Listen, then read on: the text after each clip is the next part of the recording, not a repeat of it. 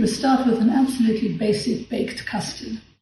So that's half a pint of milk, or 250 mils, 3 whole eggs, a tablespoon of sugar. Then, most importantly, vanilla. And you just whisk that all up together, or whisk it all up together. Now that is a basic custard. You don't want to over-whisk it because I don't want too much froth and bubbles on the top.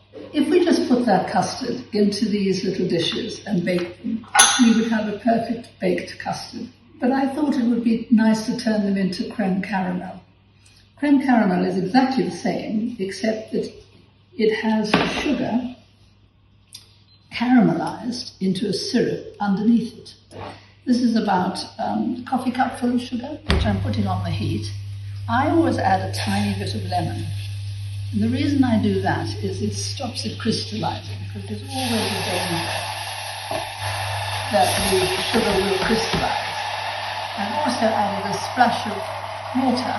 It becomes a syrup, and then it can boil down until the sugar has no more water left in it, and then it begins to brown. Now that is caramel. Once it starts to do that, take it off the heat, get it to the degree of toffee you like, not too much. Pour a little bit into each of your ramekins. While it's still warm, I'll swirl them around. Then I'll pour the custard on the top. We'd have to put them into something called a bain-marie. So I'm going to put boiling water in there.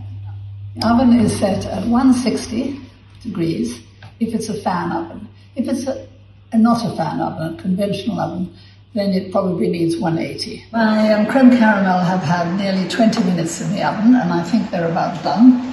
As you can see that the custard is just set. It's a little soft in the middle, which is the way you want it. And then you take a knife and go all the way around the edge.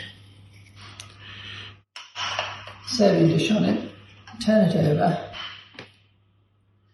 This is about the perfect proportion. Quite a lot of caramel sauce and a little bit of very smooth custard. My mother would be proud of me. That's the only dish she could make, and very good it is.